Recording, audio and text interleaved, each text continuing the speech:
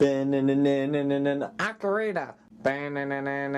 Ocarina. Hey, Ocarina.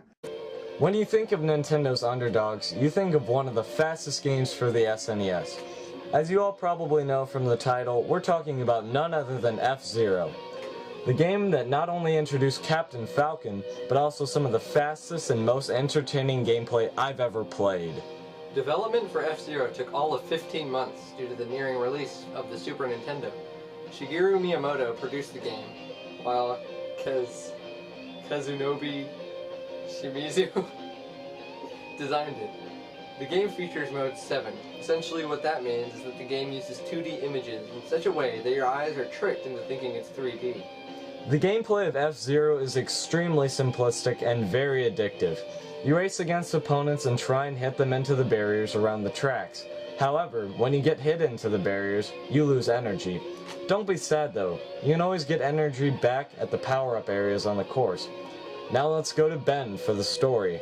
F-Zero takes place in the year 2560, a time when the rich get their entertainment from high-speed, high-risk races.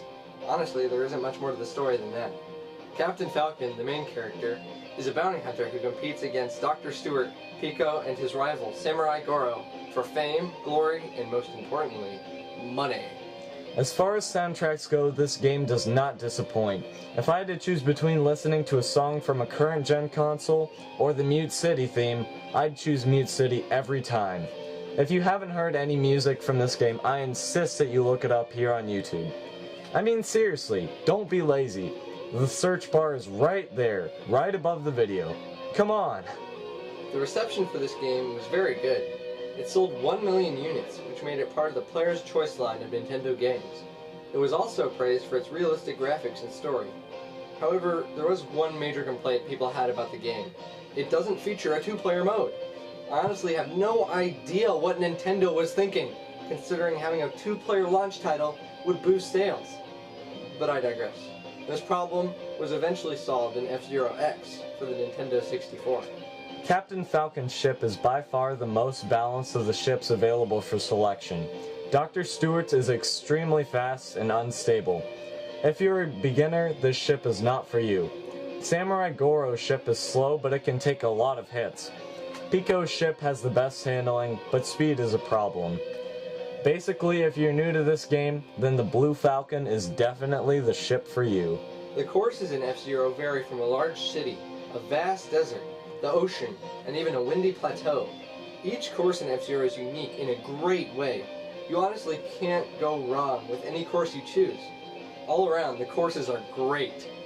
Overall, I'd give this game a 7 out of 10. The gameplay is great, the graphics are great, even the music is great, but the lack of multiplayer cannot be overlooked. If you don't want to buy this game and a Super Nintendo, then I implore you to buy it on the Virtual Console. You will not be disappointed. For a 16-bit game, I am very impressed with the design and execution with the idea of F-Zero. For such a great game, it's sad that Nintendo doesn't feel like there's enough of a following for the continuation of the series. Help prove them wrong, and try out an F-Zero title. You may just like it.